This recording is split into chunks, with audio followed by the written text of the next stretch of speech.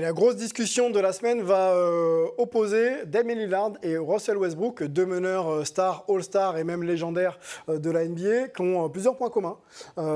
Élus dans les 75 meilleurs joueurs de l'histoire de la NBA, des joueurs non titrés à l'heure actuelle, mais un point les distingue. Damian Lillard est un joueur des Portland Trail Blazers depuis le début de sa carrière, commencé en 2012. Et voilà, donc ça s'affiche. On va présenter Damian Lillard d'abord. Donc 32 ans, poste 1, expérience NBA. Vous voyez aussi les stats en carrière, donc c'est pas mal. Plus de 25 points, quasiment 7 passes. Ok, donc on voit la fiche de Damian Lillard, là, joueur de 32 ans, poste 1, 1m83, 88 kg, drafté donc 6e en 2012 déjà, ça remonte. Donc il y a 11e saison NBA, toute passée du côté de Portland, 25 points de moyenne et quasiment 7 passes, donc un joueur influent et puis qui a fait quand même des campagnes de playoffs avec une finale de conf récemment face aux Warriors. Et donc on présente Russell Westbrook, également poste 1, qui a commencé du côté d'OKC, qui est un peu plus vieux, 34 ans, drafté en 4e position par Seattle, une franchise qui n'existe plus en 2008 et qui est donc passé par OKC, Houston, Washington, Los Angeles Lakers et donc arrivé récemment aux Clippers. Voilà pour la présentation de ces deux joueurs. Vous les connaissez. On va peut-être déjà s'arrêter sur cette présentation et se poser la question ensemble de savoir ce que vous préférez. La loyauté de Damian Lillard ou, on va dire, la recherche de titres collectifs de Russell Westbrook. On se pose d'abord là-dessus. Je sais qu'Angelo est très très chaud. Moi, je vais d'abord aller vers Antoine. Ton avis un peu sur cette question un peu ouverte. Et après, on discutera avec Steve.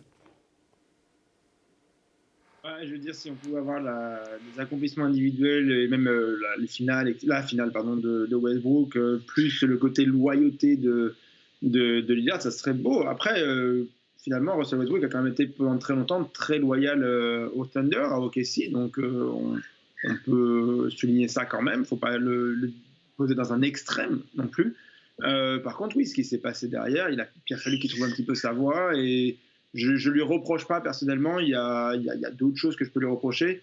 Après, bien sûr, sur le principe, on trouve ça toujours c'est beau et puis surtout c'est en contradiction avec beaucoup de choses qui se sont passées ces 10-12 dernières années en NBA.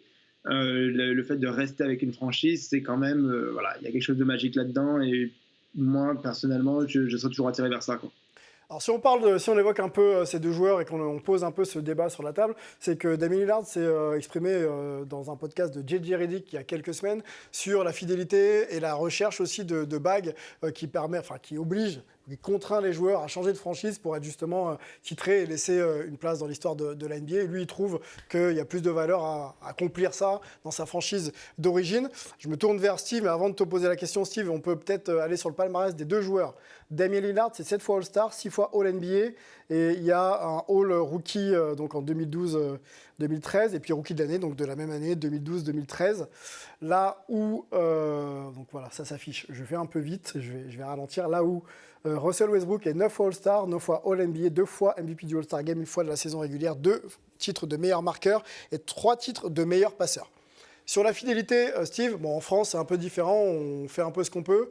On essaie de signer les contrats qu'on a. Mais par contre, en NBA, on a connu une époque où Jordan et d'autres restaient longtemps dans leur franchise. Est-ce que ça a plus de valeur que de gagner un titre dans sa franchise, ou quand on n'est pas en mesure de le faire, de se dire « Ok, c'est pas là, je ne suis pas dans la meilleure situation, je vais chercher la meilleure situation pour pouvoir gagner ». Je pense que tout dépend de l'histoire qu'on veut raconter. Je pense que ça se joue là, parce que finalement, les deux joueurs font une très belle carrière. Je pense qu'il y en a un qui est plus sur un projet collectif et l'autre qui est plus sur un projet individuel. Donc je vois ça comme ça, moi, personnellement. Et il n'y a pas de meilleur choix. Je pense que, comme on a dit, Westbrook, quand même, il a essayé. Il a essayé. Ses copains sont partis avant lui, faut le dire. Et il a quand même envie de gagner des titres. Donc je pense qu'à OKC, il se sentait un peu limité. Donc il a essayé de rejoindre d'autres projets. Là où Damian, il fait son chemin quoi qu'il arrive. Donc c'est deux projets différents. L'un n'a pas plus de valeur que l'autre pour toi? Puis il y a une nuance entre la loyauté de Westbrook et celle de Lillard. Ouais, je veux bien t'entendre. En fait, si tu veux, Westbrook avait une équipe qui est allée en finale, qui s'est démantelée au fur et à mesure. Ils n'ont pas re-signé à Harden, qui a été, je pense, le début de la fin pour eux. Ils ont quand même réussi et ils ont emmené en une série de 7 matchs où ils mènent 3-1 face à Golden State. Ils se font éliminer, mais avec Durant et Westbrook, ils étaient en position d'aller de nouveau en finale NBA. Ils ont échoué pour des... C'est l'histoire qui est ça, qui est comme ça, mais si tu veux, derrière, une fois que Durant part, il est vraiment seul au monde dans une équipe qui n'a absolument aucune chance de faire quoi que ce soit, même de faire ce qu'a fait Portland, aller en finale de conférence. Portland, c'est différent. Portland, avec Lillard, ils sont allés avec CJ McCollum et consorts en finale de conférence. Ils ont toujours été une solide équipe, même s'ils ont eu quelques années de difficultés, mais dans la construction du projet, il y a quand même une dynamique complètement différente. Parce qu'ils commencent en haut du haut avec Durant et Harden, derrière ça se démantèle, et pour lui, sachant qu'il était vieillissant, que ses meilleures années allaient être derrière lui s'il enchaînait comme ça, il part. Mais on ne peut pas lui reprocher à lui de partir une fois que les deux autres sont partis. Lillard, il construit depuis le début. Il va jusqu'en finale de conférence, ça échoue. Il essaye d'ajouter les pièces. Pour moi, ce n'est pas Lillard le problème, c'est plus le management de Portland et surtout le fait que Portland ne soit pas un marché attractif. Ils ont réussi à drafter OKC, Seattle. Ils draftent Harden, ils draftent Durant, ils draftent Westbrook. Portland n'a pas réussi à drafter une équipe qui puisse mettre autour de Lillard un talent qui leur permette d'atteindre ce niveau. Et d'ailleurs, Lillard n'a jamais joué avec des joueurs de la trempe de. Westbrook a joué avec, donc tu disais Durant, Harden, après LeBron, Paul George. Lillard n'a jamais. C'est McCollum, le meilleur joueur avec lequel il a joué, quoi. Donc c'est quand même extraordinaire ce qu'il a réussi à faire. Et je trouve que plus ça va, plus il est respecté, alors que plus ça va, moins Westbrook est respecté. Ils ont un peu des trajectoires inverses. Et ça joue, je trouve, en 2019 avec le fameux Dame Time face à Paul George, où il s'embrouille toute la série et tout. Et à partir de là, en fait, Westbrook a fait que descendre, alors que il a continué son ascension, on va dire, Lillard, quoi. Donc il y a un vrai, je trouve, un vrai moment charnière en 2019. Quoi. Okay. Des propos de Damien Lillard que je peux vous lire qui ont été donnés à ESPN, c'était le 28 février dernier. Alors l'herbe, en parlant de Westbrook, pour peut-être justifier justement sa carrière et ses choix de carrière Lillard, l'herbe n'est pas toujours plus verte quand vous quittez une franchise. Regardez Russell Westbrook, il est parti d'OKC pour aller à Houston. James Harden a décidé de partir et Russ s'est retrouvé à Washington. Puis on l'a tradé de Washington aux Lakers. Le voilà dans une 4e équipe en 4 ans. Donc c'était avant qu'il arrive du côté des Clippers. Est-ce que c'est pas une déclaration qui... au-delà même d'entacher un peu les choix de carrière de Westbrook. Non, c'est pas du tout ça. C'est quoi alors ? C'est pas une attaque ni sur Westbrook et ni sur le fait d'avoir fait un choix. Okay. C'est-à-dire que son choix à Westbrook aurait très bien pu être fructueux. Hein. Ça aurait pu fonctionner quand tu y penses. Mais il dit pas qu'il aurait dû rester là où il était. Non, c'est pas ce qu'il dit. C'est pas ce qu'il dit. Il dit juste l'herbe n'est pas plus verte. C'est-à-dire que quand tu entreprends ce type de projet, tu n'as aucune garantie que ça fonctionne. Et tu peux même te retrouver dans une spirale très très négative telle que celle de Russell. Donc il utilise Russell comme exemple plus que de faire. C'est pas du tout une attaque. Il a un énorme respect pour Russell. Les deux sont des égaux, hein, si tu veux, dans l'échelon. On peut même mettre Russell Westbrook un peu au-dessus de Lillard dans la hiérarchie all-time pour le moment par rapport à ça. Ce sera une de nos discussions après ça. Tout à fait. Mais si tu veux, la discussion existe. Okay. Mais c'est pas quand les gens lisent, s'il y en a qui analysent ça comme étant une attaque personnelle ou même le fait de critiquer le choix de Westbrook, ils se méprennent. C'est pas l'idée. L'idée, c'est de prendre un exemple concret de quelque chose qui est visible, tangible, et d'expliquer le pourquoi du comment son opinion est ailleurs. L'avis de Steve. Je suis d'accord, je partage totalement. Ok, pas une attaque. Non, je pense pas. C'est juste que effectivement, il faut. Les gens vont le voir comme ça, mais je pense que les deux joueurs, bien sûr, Russell est au-dessus, mais les deux joueurs se valent sur les choix de carrière ou sur l'ambition, etc. Mais non, je pense pas que ce soit une attaque. Je le vois pas. Si Houston va en finale NBA, est-ce que là on critique Westbrook et qu'on dit pourquoi t'es parti alors qu'ils étaient. Non, mais après. C'est comme à OKC, ils sont tout proches. Hein. Il analyse quand même des faits qui ne se sont pas passés. C'est pour ça que je pense qu'il prend cette position, même si elle n'est pas là pour attaquer le joueur. Et alors d'ailleurs, à ce sujet, la saison dernière, Lillard avait défendu Westbrook quand il se faisait huer, critiquer aux Lakers. Exactement. A raison. Il l'avait vraiment défendu. Il a dit moi, je ne serais jamais capable de faire ce qu'il a fait. Il a fait 4 saisons en triple-double, Westbrook. Eh ben, tu spoil un peu parce qu'on a le complet.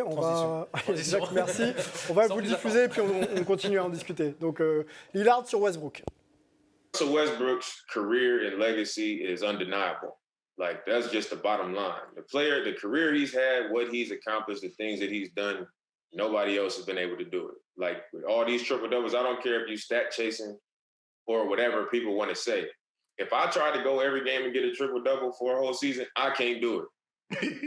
And there's a lot of other people that can't do it either. Like, exactly. That's hard in itself to actually do it, whether you're trying to do it or not. Right. I mean, what he's done, is undeniable. Vous avez reconnu Shannon Sharpe et Damien Lillard. Antoine, Damien Lillard, pardon, oui, Westbrook, je me trompe sur les deux joueurs. Westbrook est arrivé du côté des Clippers maintenant. On voit que ça va un peu mieux. Les stats sont un peu plus à la hauteur de ce qu'il était en mesure de faire. L'équipe est encore en play-off. Qu'est-ce qu'on reproche à Russell Westbrook? On sait que ça ne s'est pas bien passé forcément du côté des Lakers. Là, les chiffres sont mieux. Ça a l'air d'être un bon coéquipier.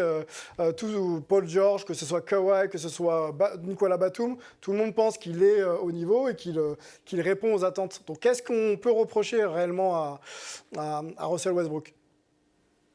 En fait, on a surtout reproché à Russell Westbrook d'être Russell Westbrook, quoi. Ouais, merci. En gros, on l'a fait venir dans une équipe, on en a parlé plusieurs fois, où son profil n'apportait rien de plus et même quelque part amenait encore plus vers certaines tendances de manque de shoot, etc., qu'il y avait aux Lakers, qui étaient donc plus des désavantages que des avantages. Mais en même temps, il n'allait pas se réinventer à l'âge qu'il a, etc. Alors, il a un petit peu essayé, il y a eu quelques ajustements, mais c'est juste que c'était une erreur de casting, soit de lui, soit des joueurs qui ont été mis autour de lui. Même si ce n'était pas la star et que c'était à lui de s'adapter et tout. Enfin, quand il a fait la carrière qu'il a fait, sur le profil qu'il a, qui en plus est quand même assez particulier, où on sait que voilà, ça ne va pas changer d'un coup, il y avait pour moi ce reproche-là, on lui reprochait tout simplement d'être lui-même. C'était aussi une grosse manière je sais comment ça se passe à New York et je sais aussi comment ça se passe à Los Angeles quelque part, de faire un peu l'arbre qui cache la forêt, quoi. Il y avait plein de dysfonctionnements aux Lakers, mais au final on parlait surtout beaucoup de Westbrook parce qu'il y avait une hype négative autour de ça, et au bout d'un moment c'est juste pas tout à fait correct. Alors ça veut pas dire qu'il n'est pas critiquable et qu'il n'y a pas de reproche, c'est évidemment qu'il y en a beaucoup.